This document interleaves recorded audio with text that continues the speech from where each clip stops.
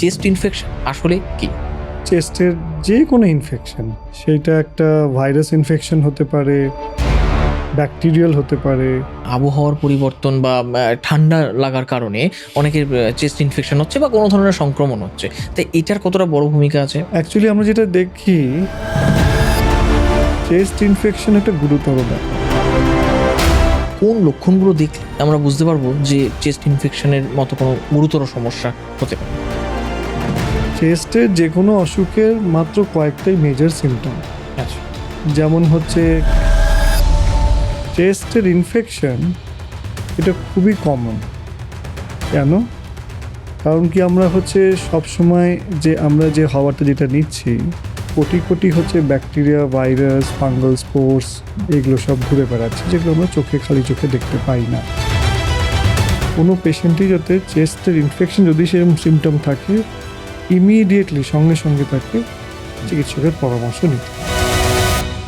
ক্রমাগত কাশি হচ্ছে, বুকটা যেন ভার হয়ে আছে এবং শ্বাসকষ্ট। এটা কি সাধারণ ঠান্ডা লাগা নাকি চেস্ট ইনফেকশন?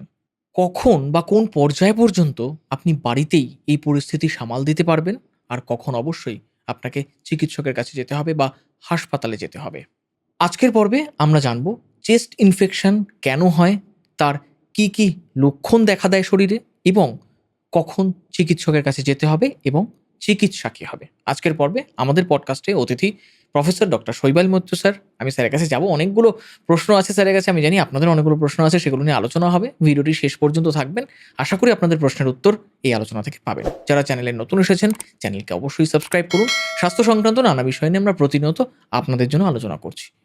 আসুন আজকের আলোচনা শুরু করি। স্যার, স্বাগত জানাচ্ছি আপনাকে হেলথ ইম্প্যাক্ট বাংলায়। স্যার, শুরুতে আমরা যখন এই বিষয়টি বেছে নিয়েছি, বহু দর্শক বন্ধু প্রশ্ন করেছেন যে এই ধরনের সমস্যায় তারা দীর্ঘদিন ধরে ভুগছেন, কখন কোনটাকে চেস্ট ইনফেকশন বলা হবে সেটা হয় তারা বুঝতে পারছেন না, বা কোন কোন লক্ষণ বা উপসর্গগুলো দেখে চেস্ট ইনফেকশনকে শনাক্ত করা যায় সেটাও তারা বুঝে উঠতে পারছেন না।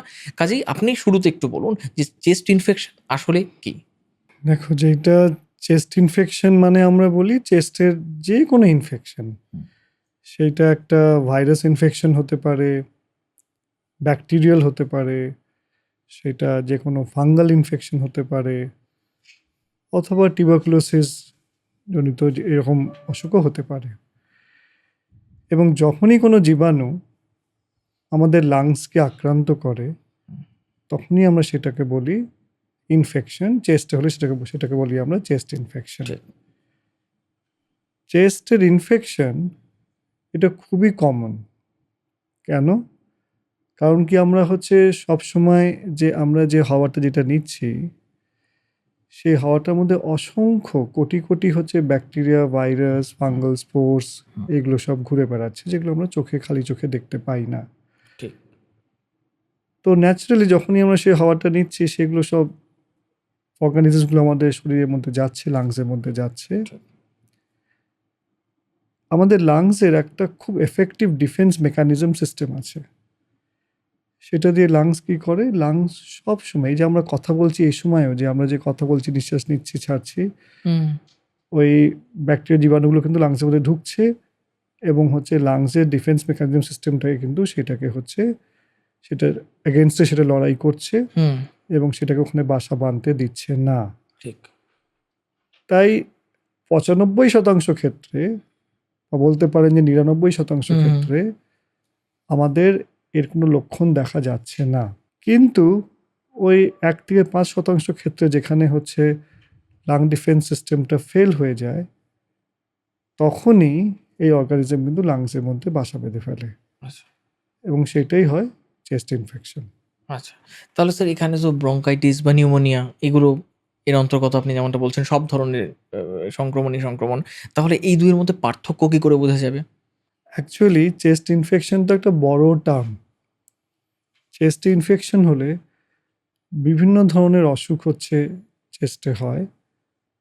তার কিছু টার্মস আছে, যেটাকে খুব কমন টার্ম যেটা আমরা ইউজ করি, ওটাকে বলি আমরা নিউমোনিয়া। ঠিক। নিউমোনিয়া মানে চেস্টে হচ্ছে ইনফেকশন জনিত, চেস্টে যা হচ্ছে সিমটমসগুলো হয়, সাইন সিমটম, সেটাকে আমরা নিউমোনিয়া বলি। এখন যেটা আমি আগেই বললাম, নিউমোনিয়াটা ভাইরাল নিউমোনিয়াও হতে পারে, ব্যাকটেরিয়াল নিউমোনিয়াও হতে পারে, হুম, ফাঙ্গাল নিউমোনিয়াও হতে পারে, ঠিক আবার এছাড়া হচ্ছে টিবিও হতে পারে। ঠিক আর যেটা একটা খুব কমন টার্ম ইউজ করা হয় সেটা হচ্ছে ব্রঙ্কাইটিস।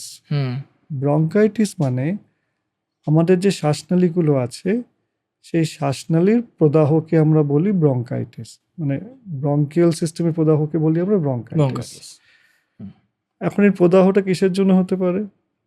এক তো প্রদাহ হতে পারে ইনফেকশনের জন্যই, হুম এই যে এই ভাইরাস ব্যাকটেরিয়া ফাঙ্গাল যা বললাম এগুলোর থেকেও প্রদাহটা সৃষ্টি হতে পারে।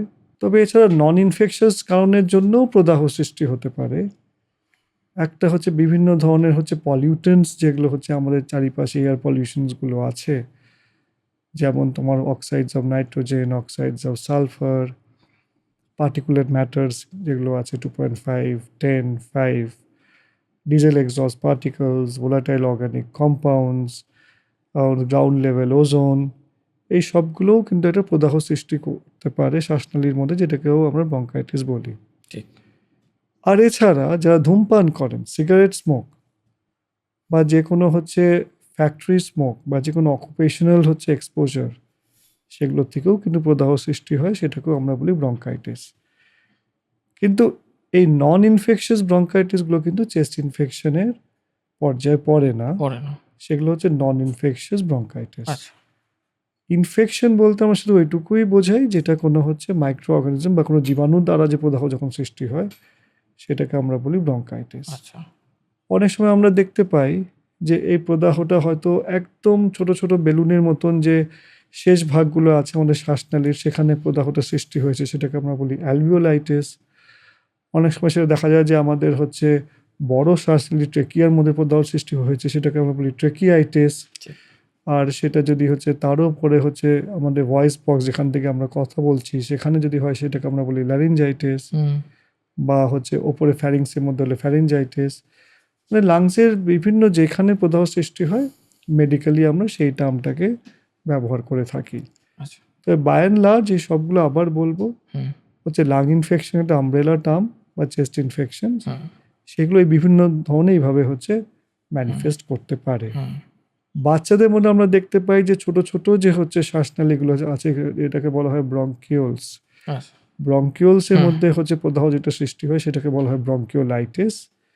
ব্রঙ্কিওলাইটিস আমরা ছোট বাচ্চাদের মধ্যে 2 বছরের বাচ্চাদের মধ্যে ভাইরাল ব্রঙ্কিওলাইটিস খুব কমনলি দেখা যায়, ঠিক এবং সেটাও এক ধরনের হচ্ছে চেস্ট ইনফেকশন। আচ্ছা। তাহলে স্যার এইটা অনেক সময় দেখা যায় যে আবহাওয়ার পরিবর্তন বা ঠান্ডা লাগার কারণে অনেকের চেস্ট ইনফেকশন হচ্ছে বা কোনো ধরনের সংক্রমণ হচ্ছে। তো এটার কতটা বড় ভূমিকা আছে ওয়েদার চেঞ্জ বা আ ঠান্ডা লাগা এই ব্যাপারটা? অ্যাকচুয়ালি আমরা যেটা দেখি যে যেহেতু হচ্ছে আমাদের লাংসটা এনভায়রনমেন্টের সঙ্গে খুব লিঙ্কড, কারণ হচ্ছে আবহাওয়ার মানে এয়ারের টেম্পারেচার, হ্যাঁ, হিউমিডিটি, হুম, তারপরে হচ্ছে এমনি এয়ারে বিভিন্ন কন্টেন্ট যেটা সবসময় আমাদের লাংসের মধ্যে যাচ্ছে, এবং সেইটার থ্রু দিয়ে বিভিন্ন অর্গানিজমসগুলোও হচ্ছে আমাদের লাংসের মধ্যে ঢুকছে। ঠিক। তো এইটা আমি যেটা বললাম এটা একটা হচ্ছে লড়াই, যেটা হচ্ছে হয় আমাদের লাং ডিফেন্স মেকানিজম হুম, এবং এই জীবাণুগুলোর মধ্যে। হুম, ইউজুয়ালি আমরা দেখতে পাই যখন এই আবহাওয়া চেঞ্জ বা এগুলো হয় তখন এই ক্লাইমেট চেঞ্জের জন্য এই ফাইন যে ব্যালেন্স যেটা মেনটেন করা হয় যার জন্য লড়াইটা হচ্ছে হুম, সেটা অনেক সময় অব্যাহত হয়, আচ্ছা, এবং তার জন্য দেখা যায় যে অনেক সময় লাং ডিফেন্সটা একটু উইক হয়ে যায়, এবং তাতে চট করে যে মানুষের একটু হচ্ছে মানে ঠান্ডা লাগার ধাত আছে বা যাদের মধ্যে কিছু ডেফিসিয়েন্সিজ আছে যার জন্য তার হচ্ছে ইনফেকশন হতে পারে, তার মধ্যে চট করে ইনফেকশনটা হয়ে যায়। তো এই জন্য আমরা সবসময় দেখি যেখানে হচ্ছে হচ্ছে ওয়েদার চেঞ্জ হচ্ছে বা সিজনাল চেঞ্জ হচ্ছে, এই সমস্ত হচ্ছে সময় এই চেস্ট ইনফেকশনে হওয়ার চান্সেসগুলো অনেকটা বেড়ে যায়। আচ্ছা। তাহলে স্যার এবার যদি আমরা লক্ষণগুলো নিয়ে একটু আলোচনা করি। জ্বর, কাশি বা শ্বাসকষ্ট বা ধরুন সর্দি, কোন লক্ষণগুলো দেখলে আমরা বুঝতে পারবো যে চেস্ট ইনফেকশন এর মতো কোনো গুরুতর সমস্যা হতে পারে?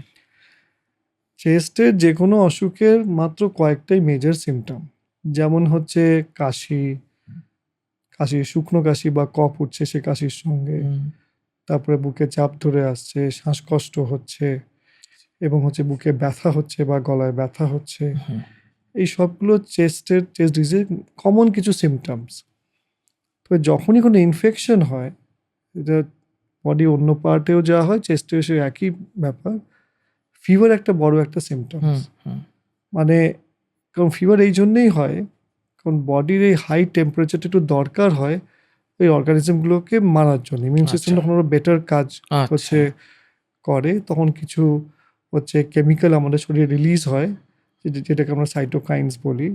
তো সেইগুলো কিন্তু আমাদের জ্বর আসে।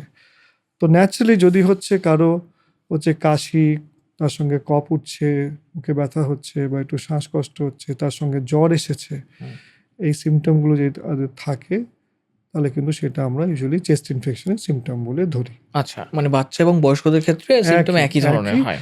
শুধু তুলনামূলকভাবে কোনো পার্টিকুলার হচ্ছে সিভিয়ারিটিটা হচ্ছে বেশি কম সেটা বিভিন্ন বয়সে হয়। আচ্ছা। তবে ওভারঅল সিমটমসগুলো কিন্তু অলমোস্ট এইগুলোই থাকে। এগুলোই থাকে। তাহলে স্যার এখানে আপনি বলুন যে যারা এই ধরনের সমস্যায় ভুগছেন, যাদের চেস্ট ইনফেকশন অলরেডি হয়ে গেছে, ইতিমধ্যে হয়েছে, তাদের ক্ষেত্রে কি ধরনের চিকিৎসা রয়েছে? ইউজুয়ালি চিকিৎসাটা সবসময় ডিপেন্ড করে যে তার কিসের থেকে ইনফেকশনটা হয়েছে। ঠিক। যদি ব্যাকটেরিয়াল ইনফেকশন হয় সেক্ষেত্রে অ্যান্টিবায়োটিক খেতে হয়। যদি হচ্ছে কোনো ফাঙ্গাল হয় সেক্ষেত্রে অ্যান্টিফাঙ্গাল ওষুধপত্র দেওয়া হয়। ভাইরাল ইনফেকশনের ক্ষেত্রে বেশিরভাগ কোনো ওষুধ নেই, সিমটোম্যাটিক ট্রিটমেন্ট ছাড়া। কিছু কিছু ভাইরাস এগেনস্টে কিছু অ্যান্টিভাইরাল এজেন্ট আছে। তো সেইটা তো হচ্ছে একজন পেশেন্টের পক্ষে বোঝা শক্ত যে তার কী ধরনের ইনফেকশন হয়েছে। এই জন্য তাকে সেইটা একজন সুচিকিৎসকের কাছেই যেতে হবে। সেই তাকে দেখে, তাকে এক্সামিন করে, হয়তো কিছু টেস্ট রান করে সে বলে দেবে যে হচ্ছে সেটা ব্যাকটেরিয়াল না ভাইরাল না ফাঙ্গাল না অন্য কিছু ইনফেকশন, এবং অ্যাকর্ডিংলি সে হচ্ছে ওষুধ দেবে। আচ্ছা। এই জন্য যে কোনো পেশেন্টের বা যে কোনো বাচ্চার যদি চেস্ট ইনফেকশনের সিমটম থাকে তাহলে সেই পেশেন্টের বা সেই অভিভাবকদের নিজের হাতে কোনো কিছু না নিয়ে সোজা একদম সুচিকিৎসকের পরামর্শটা নেওয়াই উচিত। আচ্ছা। কারণ সেই তখন ধরতে পারবে চেস্ট ইনফেকশন কিসের থেকে হয়েছে ঠিক। এবং তার এগেনস্টে কি ওষুধ দিতে হবে। ঠিক। তাহলে স্যার এই চেস্ট ইনফেকশনটা কতটা গুরুতর হতে পারে? দেখুন, চেস্ট ইনফেকশন একটা গুরুতর ব্যাপার। কারণ আমরা দেখি যে মেজরিটি মানে আমাদের হাসপাতালে সে যে কোনো অসুখেরই পেশেন্ট হোক না কেন, সে ক্যান্সার পেশেন্টই হোক না কেন, সে এইডস পেশেন্টই হোক না কেন, সে ডায়ালিসিস পেশেন্টই হোক না কেন, ক্রনিক লিভার ডিজিজ পেশেন্ট হোক না কেন, বা সিওপিডি বা আইএলডি ধরনের লাংসের অসুখই হোক না কেন, ম্যাক্সিমাম হচ্ছে পেশেন্টের কিন্তু মৃত্যু চেস্ট ইনফেকশন থেকেই হয়। তার মানে এইটাই বোঝাচ্ছে যে চেস্ট ভয়ঙ্কর। ইনফেকশন যেহেতু একটা বডির খুব ইম্পর্টেন্ট অর্গান সিস্টেমকে এফেক্ট করে এবং সেইটার জন্য বডির মেজর মানে অক্সিজেন আপটেকটা বডির তো একটা মেজর হচ্ছে কাজ, সেটা যখন অব্যাহত হয় সেক্ষেত্রে কিন্তু সেটা খুব সিরিয়াস ফর্ম নিয়ে নেয় এবং চেস্ট ইনফেকশন থেকে মানুষের মৃত্যুও হয়। মৃত্যু হতে পারে। তো সেইটা সব এজের ক্ষেত্রেই সেটা হচ্ছে একইভাবে হচ্ছে সেটা ইজ ইম্পর্টেন্ট। হ্যাঁ, তবে আমরা বলি যারা খুব ছোট বাচ্চা বা যারা হচ্ছে যাদের বয়স অনেক বেশি বা যারা হচ্ছে এই সমস্ত অন্যান্য অসুখে ভুগছেন যেগুলো নাম আমি করলাম, বা ধরুন যারা কোনো হচ্ছে ইমিউনোসাপ্রেসিভ ওষুধ খাচ্ছেন, অনেক রোগের ক্ষেত্রে আমরা কিছু ইমিউনোসাপ্রেসিভ ওষুধ দিই যে ইমিউন সিস্টেমটাকে একটু কমিয়ে রাখার জন্যে। বিভিন্ন পোস্ট ট্রান্সপ্লান্ট পেশেন্টে আমরা দিই ইমিউনোসাপ্রেসিভ ওষুধ। তো এই সমস্ত পেশেন্টের ক্ষেত্রে কিন্তু চেস্ট ইনফেকশন খুব ভয়ঙ্কর একটা আকার নিয়ে নেয় এবং সেটা খুব তাড়াতাড়ি নিয়ে নেয়। তো সেইটা একটু সবাইকে মাথায় রাখতে হবে। আর কখন স্যার ইনহেলার বা নেবুলাইজার প্রয়োজন হয় চেস্ট ইনফেকশনের ক্ষেত্রে? ডাইরেক্টলি চেস্ট ইনফেকশনের মধ্যে ইনহেলার বা নেবুলাইজারের সেভাবে কোনো রোল নেই। মেন রোল হচ্ছে জ্বর কমানোর জন্য প্যারাসিটামল, অ্যান্টিবায়োটিক যদি সেটা ব্যাকটেরিয়াল হয়, যার অক্সিজেনের প্রয়োজন হচ্ছে তার অক্সিজেন, অ্যাডিকুয়েট ফ্লুইড মেনটেন করা হচ্ছে শরীরে, মানে জল পর্যাপ্ত পরিমাণে, প্লাস নিউট্রিশনটা মেনটেন করে রাখা।